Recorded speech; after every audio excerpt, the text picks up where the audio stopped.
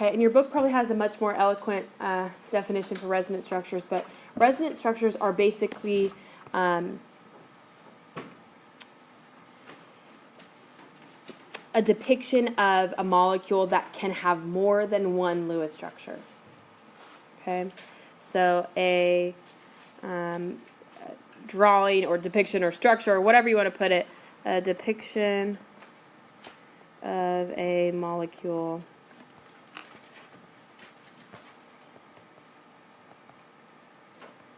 that can have more than one Lewis structure.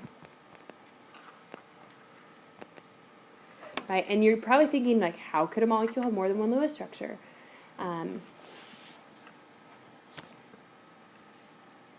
So far we've done pretty simplistic types of molecules that only have one combination in which their electrons fit together, right? The puzzle only goes together one way. But with resonance structures and certain chemical compounds, we have electrons that can float between bonds, right? They relocate between a double bond here and a single bond here, and that's called resonance, right? There's a lot more that goes into resonance, but we're just going to cover kind of the basics for right now.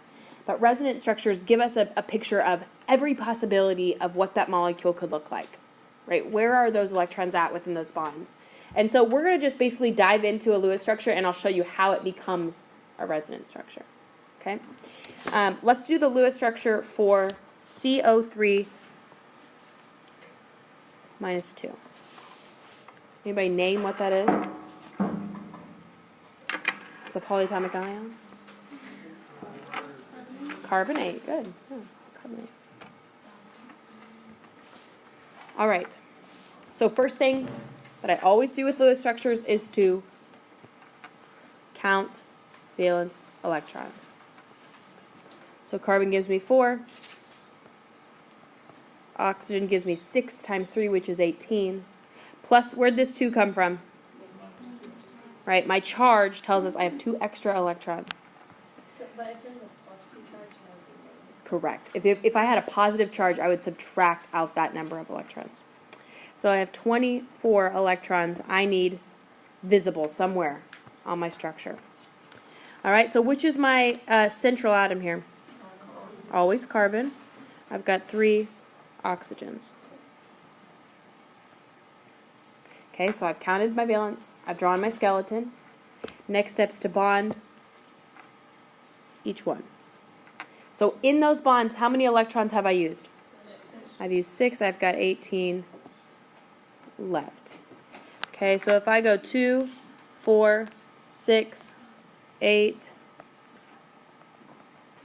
10, 12, 14, 16, 18, right? I've used all my electrons, so I'm good to go, right? What's my problem? Carbon doesn't have a complete octet. That's a big no-no, right? Carbon is one that, like, you always have to have a complete octet for. Complete octet means it has 8 electrons around it, right? So oxygen, this oxygen has 2, 4, 6, and it gets to count both of them in the bond, so it's got 8 electrons around it. This one has 8 electrons around it. This one has 8 electrons around it. But carbon has only 2, 4, 6. So it doesn't have a complete octet. That's a no-no. So what's my solution? I'm out of electrons. I can't just add 2 more. I double bond, right? I take a pair of electrons and I move them into a double bond. But here's the dilemma. How do I pick which oxygen? How do I pick which one I take from and make a double bond? Whichever one I want, right? It doesn't really matter. But here's the thing. Whatever one I pick from, that's only one possibility of how carbonate could look, right? That's only one possibility of what carbonate could look like. And so, realistically, we have to show every version of carbonate. So maybe on the next one, this oxygen gets the double bond. The rest of them get single bonds.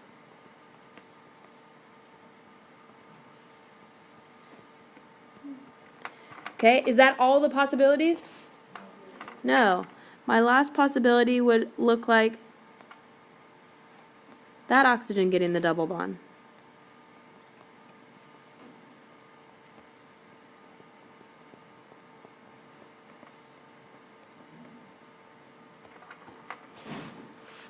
Okay, so in real life, the difference in real life, a resonance structure is not truly that the electrons bounce from bond to bond, right? That's not really the case. What is the case is that we have this like pseudo bond that forms, right? There's kind of a double bond here, and kind of a double bond, and kind of a double bond. That's what real life resonance is. We don't need to get into that for right now. But you need to understand that we're going to show this like pseudo double bond in terms of resonance structures, which means we show all three versions of it, right? Resonance just means we've got more than one. So to complete a resonance, you really need to add double-headed arrows between these Lewis structures to show that these mean the same thing, right? The double-headed arrow shows they're identical, right? So these Lewis structures are for the same compound. They mean the same thing. That double-headed arrow is important. The last thing we have to add is brackets, and we put the charge on the outside. Right? If we have a charge on our resonance structure or our Lewis structure, we throw that charge on the outside. Okay?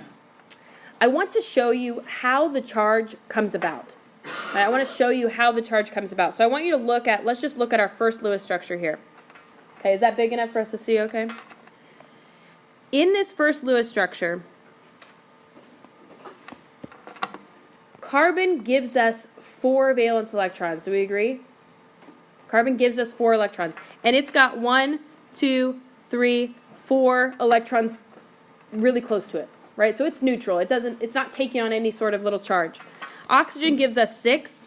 So 1, 2, 3, 4, 5, 6 electrons are really close to that oxygen. Right? This oxygen has 1, 2, 3, 4, 5, 6, 7 electrons really close to it, right? And usually it has 6.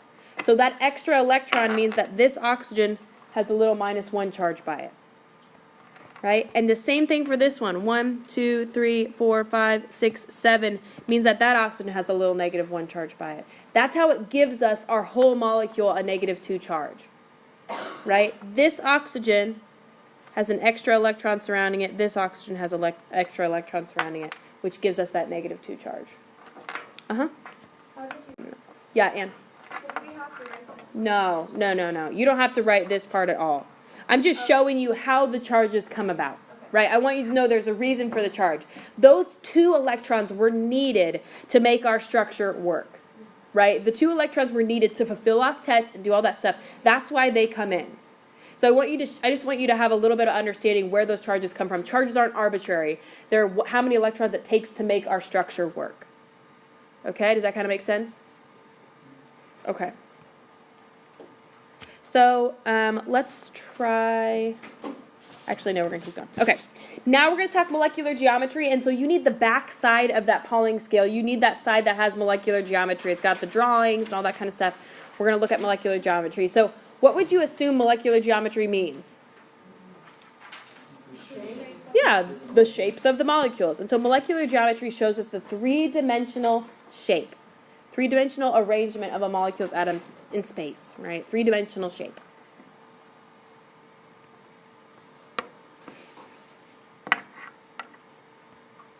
So we're going to look at something called electron domains in order to help us determine a molecule's molecular geometry. Electron domains are basically how many things, I want to change the wording on this, how many things surround the central atom. Okay, because we're going to have bonding domains and non-bonding domains. Okay, so electron domains are essentially how many things surround the central atom.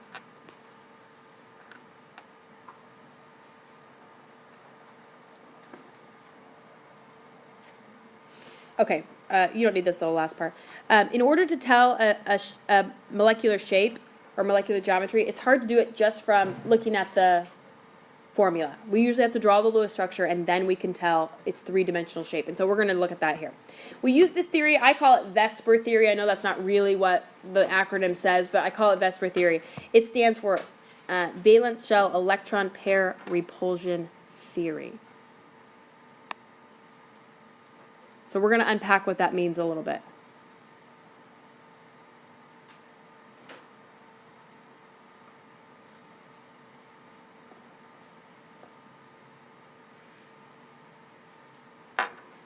think about how that acronym goes together, and think about, in your mind, what does that mean?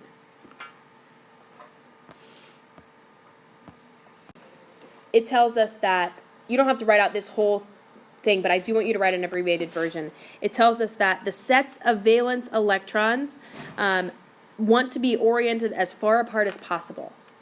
So electron pairs, whether they're bonded pairs, whether they're lone pairs, pairs of electrons around an atom want to be as spread out as possible. Okay? They don't want to be close together. They want to be as spread out as possible. Okay, so here's the Mrs. Knoll version of that. Electrons repel each other. They want to be as far apart as possible. That's it.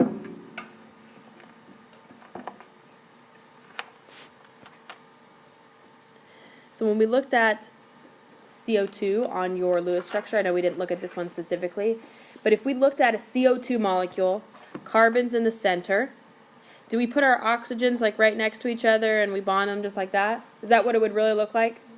No, right? If we have two things around the central atom, how far apart can they possibly be? Yeah, they would have to be across. Like 180 degrees, you can't get farther away than that, right? So that's what we're talking about with electron-pair repulsion, is that these electrons in these bonds, they don't want to be by each other, right? Negative charges repel each other, right? So they want to be as spread out as possible. So this theory shows us all these combinations that get electrons as far away as possible, basically. Okay. An electron domain, we said, are things surrounding the central atom. Bonding domains and non-bonding domains, right, are just what they seem. A bonding domain means it's a domain that contains a bond, right? One bond or two bonds or whatever, but it's a domain that contains a bond. A non-bonding domain is a domain that contains a single lone pair. Okay, so we're going to unpack that a little bit, but we have bonding or non-bonding domains.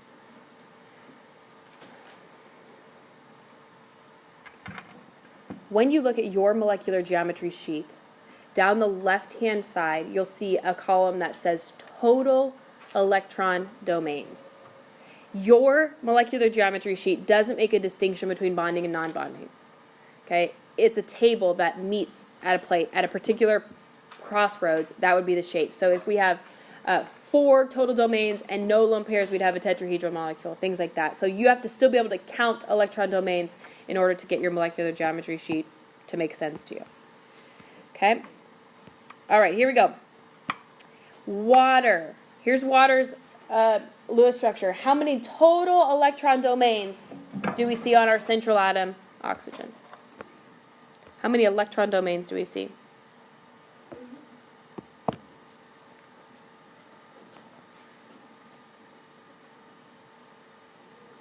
Right, how many pairs of electrons surround the central atom? So we have 4 total domains. Okay, does that make sense? 4 total domains. It's not necessarily just things bonded, but this domain contains a bond, this domain contains a bond, lone pair, lone pair. Okay, so 4 total domains. How many of those domains are bonding domains? 2, and how many of them are non-bonding? 2, okay. Okay, let's look at Lewis structure for BCl3. I think we did this one on our practice sheet today, but we'll walk through it again. Boron gives us 3 valence electrons. Chlorine gives us 7 each, so 21. Means we need 24 total.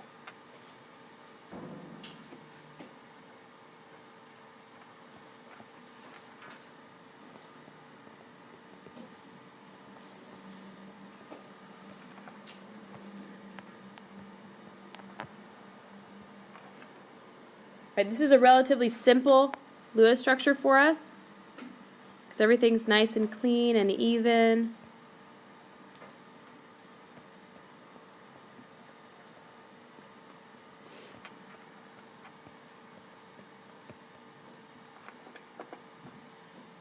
Are we okay with boron having only 6 electrons surrounding it? Yeah, that's one of our exceptions to the octet rule. It's okay with only having 6, right? 6 surrounding it or 3 bonds. Okay? So here's our Lewis structure. So now we're going to start breaking into how do we identify its molecular geometry. Okay, how many total domains does boron have surrounding it? 1, 2, 3. So it has 3 total domains. Yeah, sorry, go ahead. How do you know which ones don't need a 4? Yeah, okay, so most do. We know that boron is an exception. Ones in group 3, like boron, aluminum, gallium, right? They have 3 valence electrons that they contributed, and so sometimes they're okay with only having 3 valence electrons around it. Okay, so I can't give you a list of here's the exceptions. I'll tell you that anything in group 3 is okay with having less. Anything in row 3, like sulfur, phosphorus, those guys, or below, has the opportunity to have more than 8 because they have the d orbitals available to them. So it's tricky to give you a list because there's not just a set list of exceptions. What I would say is trust your math, right? I know that I've got 24 electrons. This makes by far the most sense to do it like this, right? Rather than to make chlorine unhappy and double bond one, right? That it doesn't make people as comfortable or the most comfortable. Okay, so yeah, I can't unfortunately just give you a list of exceptions because it's just list might be never ending, right? I do my best to give you pretty straightforward ones. Okay, but just know boron is an exception. Aluminum could be an exception, but yeah, sorry, I don't have a great answer for you there. Okay, all right, so we've got 3 total domains. So on our sheet, we're looking at 3 total domains. There's 2 possibilities for shapes. Okay, so we know boron has 3 total domains. Does it have any lone pairs on the central atom? On the central atom, is there any lone pairs? No. No lone pairs on the central atom, right? Boron has no lone pairs, which means its shape is trigonal planar.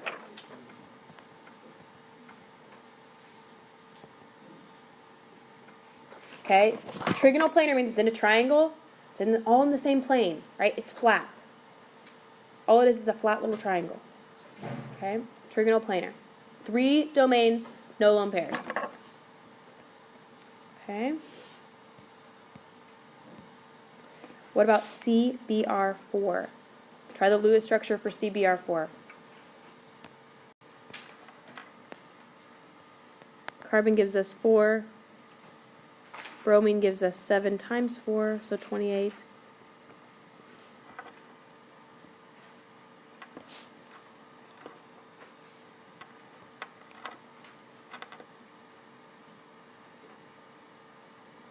Okay, what's our central atom here? Carbon. Uh-huh. This is from Mr. Hilbert, and this is the homework that we did. Oh, great. Thank you. Okay, so I've used 8 so far, leaving me with 24, I think. Okay.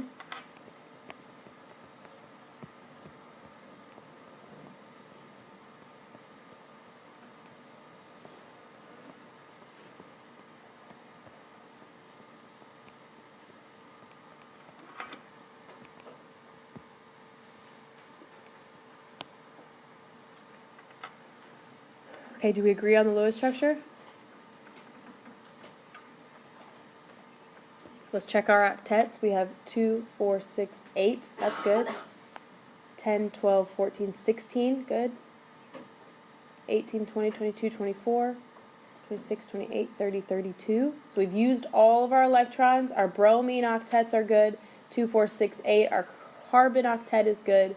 So I think that's a good Lewis structure. So our geometry now, we look at, it has 4 total domains, right? 1, 2, 3, 4. 4 total domains, and how many lone pairs? 0 on the central atom, so it's tetrahedral. Good. You can put it on my desk, thank you. Thank you. Okay, 4 total domains, no lone pairs means tetrahedral. Okay? Are we good with how we read the table? We're only concerned with what's happening on the central atom. That's it. We're not concerned with lone pairs on our outer atoms or anything like that. We're just concerned with on the central atom. What is the difference between the The thicker black line means that atom's coming toward you, and the dotted line means the atom's going away from you. So if you look at it in 3 dimensions, it makes this little pyramid type shape, right? 3 along the bottom, it's got this triangle, and then it pulls it up and to make it 3-dimensional. So you've got one of them coming towards you, one of them away from you, and then one of them's in the same plane. Or you have to do that. You don't have to draw it 3-dimensionally now. Okay, we're going to look at 3-dimensional shapes soon, so you'll be able to see what they look like. Double bond, is that kind of moving? Great question. A double bond would be one domain. Yeah, really good question. If you have a double bond or a triple bond leading to the same atom, right, a double bond between 2 atoms, that's one domain. Good question. Okay. Okay, I'm going to skip this one for just a second. Let's try, nope, not those. Okay, let's try NH3 and C2H4. Oh man, what is that? C2H4. Okay, we're going to try these 2.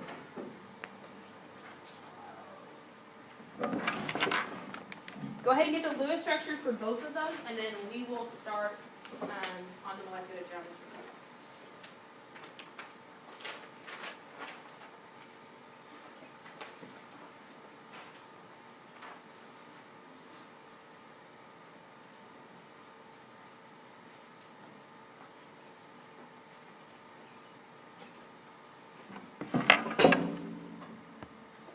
Okay, a hybridization or a hybrid of anything means we mix 2 things together. And so hybridization in chemical terms is we mix 2 electron orbitals of similar energies. That means same energy level or same shell, right, to produce new hybrid orbitals.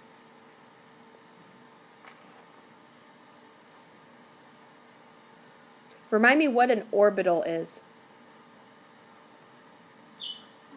What is an orbital? It's an electron holder, right, or pocket or pouch or however you want to say it. It's an electron holder.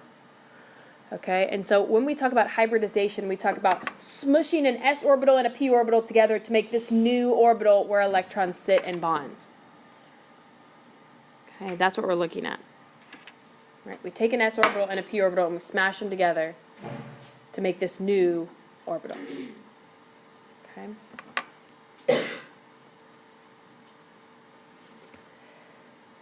Okay, so CH4, we looked at this a little bit ago, but CH4 looks like this. And so what's its molecular geometry?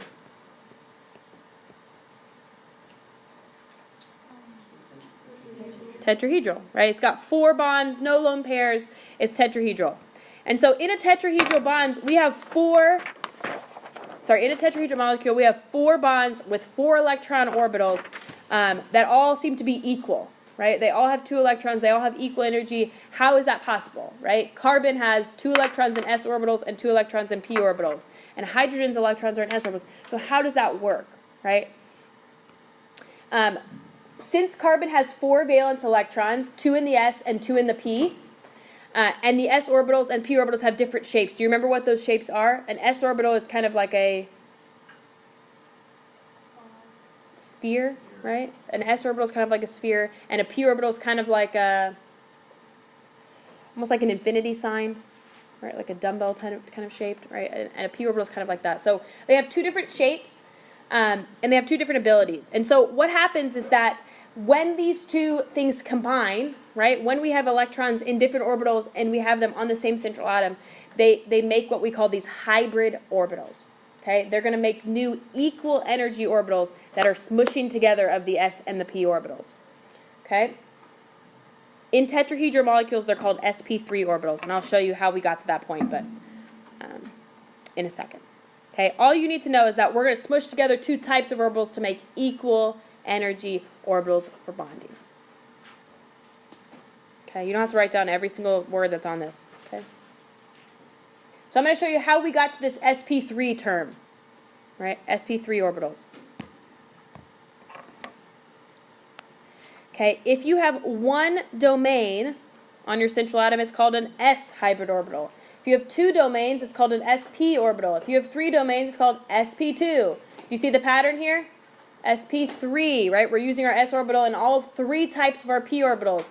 If we get to 5, we use our s orbital, all 3 types of our p orbital, and 1 type of our d orbitals, right? Do you see the pattern of that expansion? Right? That's pretty much what we need to know here, right? You need to have these 2 parts of the table down. The molecular geometries, you can find that based on your sheet here, so you don't have to have that in your table. But you need to know, if I've got 2 domains on my central atom, that means that each of those orbitals have an sp hybridization, right? It's partly an s orbital, partly a p orbital. It's got this new shape. Okay, so this table, you need to have down the first 2 columns.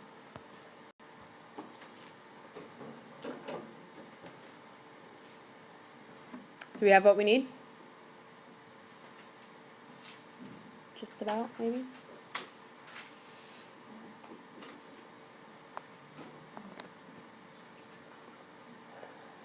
Okay, hybridization should be a pretty simple addition to us, right? 4 domains mean we use S, P, P, P, right? sp3, right? We're using an S and we're using all 3 versions of our p orbital. So if you can remember the sequence they go in, right? S orbitals, then P, then D, you should be good to go. Okay, so let's look at NH3 and try to find out what's the hybridization of these orbitals, right? What's the energy of these orbitals? I gave you the Lewis structure. We need to find the geometry just for fun, and then we're going to figure out what's the hybridization. Okay? So to find the geometry, we need to find out how many total domains do we have? 4 total domains, 1 lone pair. Oops. Which means that is trigonal pyramidal. We already did this one, right? Okay? And so if I'm trying to find out what's the hybridization of these orbitals, 4 total domains means I have sp3 orbitals, right? It makes no distinction between tetrahedral or trigonal pyramid, right? It's 4 domains total. That means each of the domains have equal energy, and they're called sp3 orbitals. That's it. Okay, are we feeling okay about that? Okay. I'm going to let you do one on your own. Just do SO2, and then we'll stop there.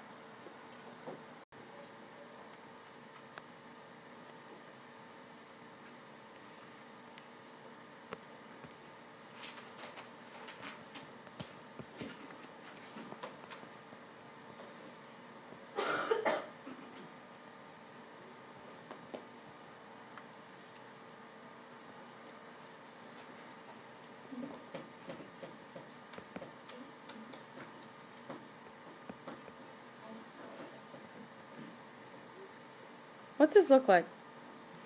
What'd you have? Did you get there? Not quite. Yeah, what'd you have? I had 2 bonds on S and then 2 lone pairs. You just had it just like this? Yeah, and then Okay. 2, 4, 6, 8, 10, 12, 14, 16, 18, 20. So let's move. Here we go. That's how it works. Okay. Oh, wait. I need to get rid of this guy. 2, 4, 6, 8, 10, 12, 14, 16, 18. Okay, there we go. So it would need a resonance structure, but I'm not worried about that right now. Okay, do you see why this one would need a resonance structure? Resonance structure is where you got to have more than one picture, right? It would need a resonance structure because how did we pick which side the double bond goes on? Right? That would mean you would need a resonance structure, right? And you could do it, put it like this. Oops. One more time. why didn't you put the lone pair on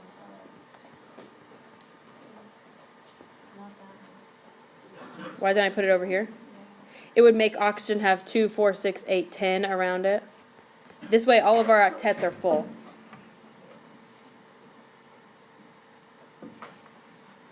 Okay, so let's look at our orbitals here. How many domains does the sulfur have around it? 1, 2, 3. This one also has 1, 2, and we need a lone pair there, so 3. So an sp2 orbital, right? They're all sp2 orbitals.